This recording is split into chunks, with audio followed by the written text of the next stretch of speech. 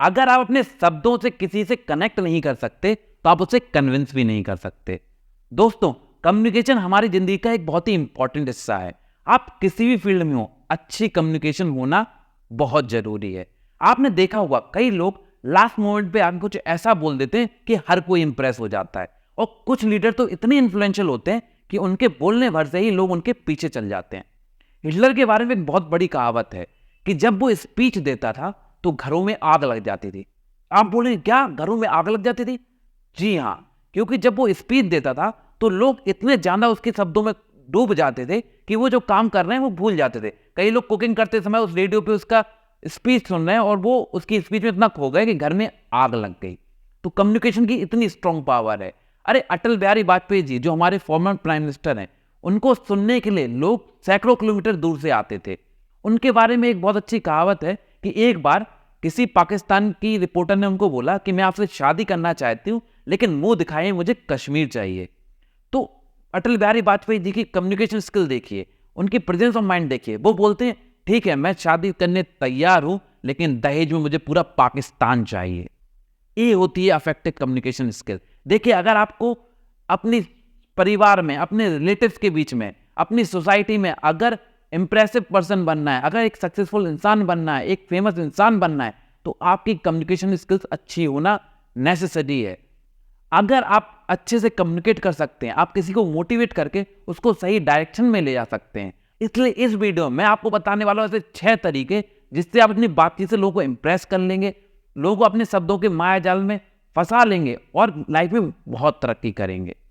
एक अच्छे कम्युनिकेटर वो है जो केवल जरूरत के टाइम पर ही बोले। जरूरत से ज्यादा बोलना आपकी इज्जत को घटाता है। इसलिए एक बहुत अच्छी कहावत भी है कि जब कुछ बोलने के लिए ना हो तो मौन रहो, क्योंकि मौन ही सबसे सुंदर है। तो जब जरूरत हो तभी बोलो, तभी आपकी बात का महत्व होगा।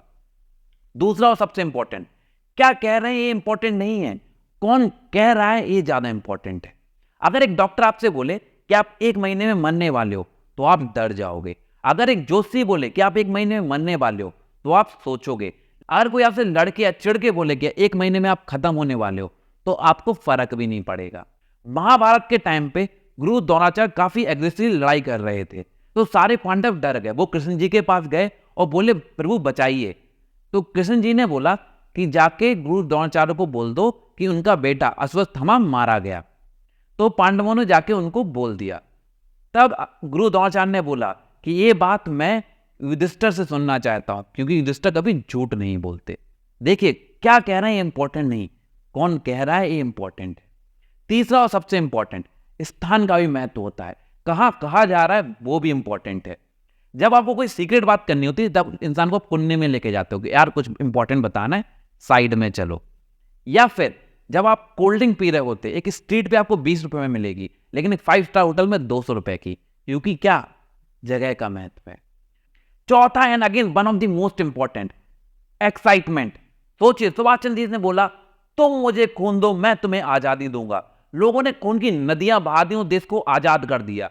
सोचिए किस एक्साइटमेंट के साथ सुभाष चंद्र बोस ने यह चीज बोली। अगर वो लो एक्साइटमेंट के साथ ये चीज बोलते तो क्या आपको लगता उनकी बातों का इतना प्रभाव पड़ता? नहीं पड़ता। तो एक्साइटमेंट बहुत जरूरी है।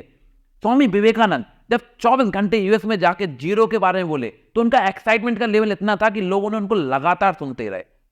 तो ये होता है एक्साइटमेंट का इंपॉर्टेंट। तो अपनी कम्युनिकेशन में हमेशा एक्साइटेड रहिए, कभी ड्राउजी या स्लीपी मोड में मत बोलिए, हमेशा एक्साइटेड मोड में रहिए। 5वां, बी अ गुड लिसनर। जैसा कि पहले पॉइंट में बोला कि आपको कम बोलना है, यहां पर मैं बोल रहा हूं आपको ज्यादा सुनना है। आप उन लोगों को सुनिए जिनको आपको लगता है कि इनकी कम्युनिकेशन स्किल्स बहुत अच्छी है और मैं इनसे इस चीज सीखना चाहता हूं। चाहे वो बहुत बड़े मोटिवेशनल स्पीकर हो, कोई इन्फ्लुएंशियल पर्सन हो, कोई स्पिरिचुअल गुरु हो, या कोई भी हो सकता है, आपके नियर एंड डियर वन भी हो सकते हैं। तो आपको एक गुड लिसनर बनना है जिससे कि आप एक अच्छे स्पीकर बन सको। और हमेशा रिएक्ट करने के लिए मत सुनो, रिस्पॉन्ड करने के लिए सुनो। आपने कई लोग ऐसे देखे होंगे कि आपकी बात खत्म नहीं हो और वो बोलना चालू कर दिया, उन्होंने आपकी बात अच्छे से सुनी नहीं, वो एक अच्छे लिसनर है ही नहीं। तो आपको ऐसा नहीं करना है, आपको लोगों की बात बहुत ध्यान से सुननी है, समझनी है, फिर रिस्पॉन्ड करना है, रिएक्ट नहीं। Respond is important. 6th and the last one, use the right tone. कहते हैं अफेक्टिव कम्युनिकेशन के लिए 50% से ज़्यादा आप कैसे बोल रहे हैं ये मैटर करता है। आप क्या बोल रहे हैं ये मैटर नहीं, कैसे बोल रहे हैं ये भी मैटर करता है। एक बार एक पति पत्नी गोलगप्पे खाने गए। पत्नी ने पति से कहा कि मैं और गोलगप्पे खा लूं। पति ने बोला नागिन खा ले। पत्नी एकदम चौंक गई, मेरे को नागिन कैसे बोला? पति ने बोला मैंने बोला नागिन खा ले, गिनो मत खा लो। देखिए टोन का कितना बड़ा प्रभाव है कि आपने थोड़ा सा टोन को इधर से उधर किया, उसका मतलब ही बदल गया। एक बार एक इंसान स्पीच दे रहा, उसने बोला we man are the best. औरतें खुश हो गई, लेकिन उस इंसान ने फिर पॉज लेके बोला we man are the best. देखा टोन का कितना बड़ा डिफरेंस है। इन 6 टेक्निक से आप एक अच्छे वक्ता बनिए, अपने शब्दों के माया जाल से लोगों को इंप्रेस करिए, अपनी जिंदगी में आगे बढ़िए, एक अच्छे लीडर बनिए और लाइफ में बहुत तरक्की करिए। बस यही मेरी मनोकामना है इस वीडियो बनाने की। तो मुझे उम्मीद है आपको वीडियो बहुत पसंद आई होगी। अगर वीडियो पसंद आई तो ये सारे पॉइंट फॉलो करिए और मुझे भी फॉलो करिए। अरे भाई शेयर बटन दबाइए और सब्सक्राइब भी करिए। तो चलिए see you in the next one.